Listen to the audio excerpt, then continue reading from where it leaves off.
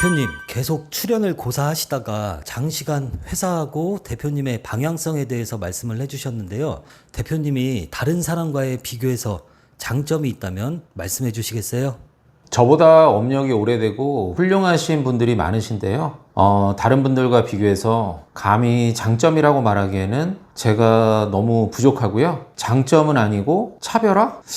좀 다른 점이라고 하면 되겠네요. 첫째는 강북을 전문으로 중개하는 부동산 중개법인이 유일합니다. 빌딩을 다루는 부동산 중개법인은 다 강남에 소재하고 있고요. 강북을 위주로 다루기에 앞선 사례가 공감이 되신다면 저희한테 상담 받으시면 그래도 얻어가시고 느끼시는 게 있으실 거고요. 제가 말씀드린 게 공감이 안 되신다면 또 강남을 고수하셔야 된다면 강남에도 훌륭하고 업력이 오래된 중개법인에서 상담하시면 됩니다. 저라면 저랑 크로스 체크 하시는 것도 좋은 방법인 것 같습니다. 둘째로 중개법인에서 종합건설회사를 갖고 있습니다. 중개법인에서 종합건설회사를 갖기 힘들고요. 종합건설회사에서 중개법인을 갖기 힘듭니다. 이 두 개가 맞물려져 있을 때는 매물의 정보와 시공의 기술력이 맞물려져 엄청난 시너지가 납니다. 소개를 해서 진행을 할 때는 꼭 한 다리를 걸쳐서 진행해야 되는 번거로움이 있고요. 생소한 시공사랑 진행하기에는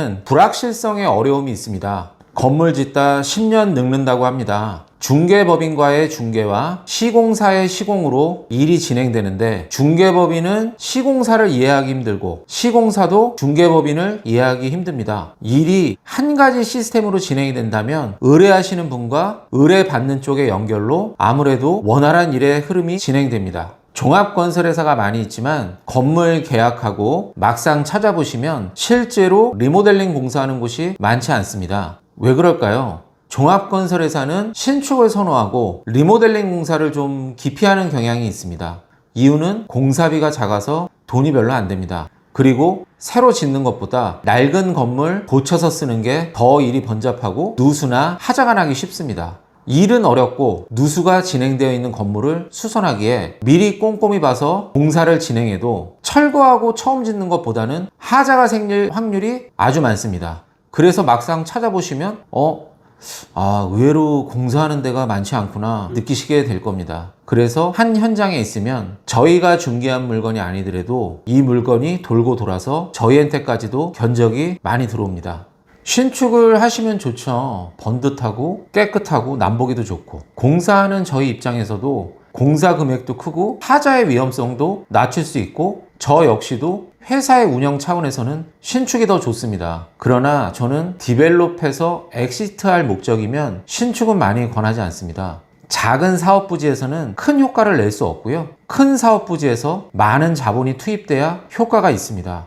예를 들어서 마포의 망원동 같은데 제가 사례를 한번 봤더니 망원동에 몇 년 전에 50평 정도의 땅을 평당 4천만 원에 매입해서 매매가 20억, 철거해서 신축하고 그 2배인 평당 8천만 원에 매매한 사례들이 있습니다. 20억에 사서 40억에 매각했는데 겉보기에는 괜찮아 보이나 신축 공사비랑 경비를 포함했을 때 15억 정도 예산이 추가로 들어가면 잘 나와봐야 세전 5억입니다.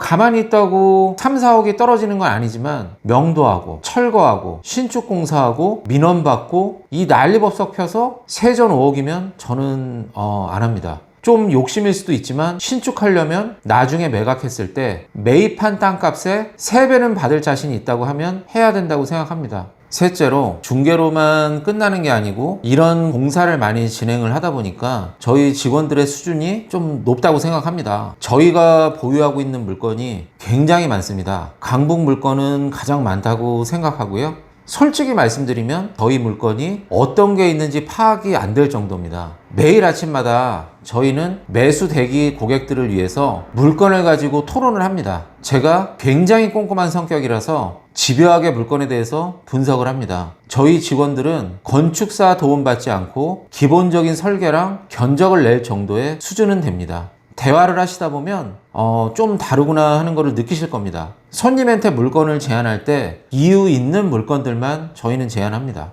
넷째는 대표인 제가 중개뿐이 아닌 다른 경험들이 그래도 많아서 변수와 위험에 대한 대비를 꼼꼼히 합니다. 중개법인 대표님들 중에서는 제가 나이가 좀 많은 편인 것 같습니다. 저는 다른 사람에 비해 다양한 일을 많이 했고요. 사업과 자영업으로 인해서 심하게 꼼꼼하고 많이 보수적입니다. 젊은 분들이 보시기에는 나쁘게 보면 꼰대 같고 걱정이 좀 너무 많다고 느끼실 수도 있습니다. 어느 누구나 마찬가지겠지만 전 불확실한 걸 아주 싫어합니다. 조금 덜 먹으면 어떻습니까? 저는 안전하게 가는 걸 더 좋아하고요. 물건을 볼 때 한 50가지 정도의 변수는 생각을 하는 것 같습니다.